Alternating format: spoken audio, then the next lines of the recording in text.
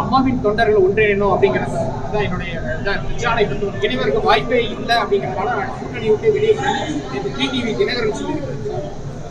அந்த கருத்தை பொறுத்தவரையிலும்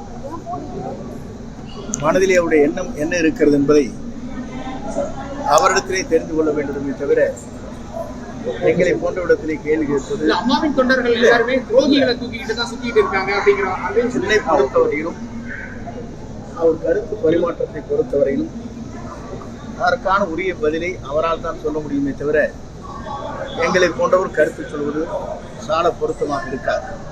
சார், அவரு துரோகம் தலைவர்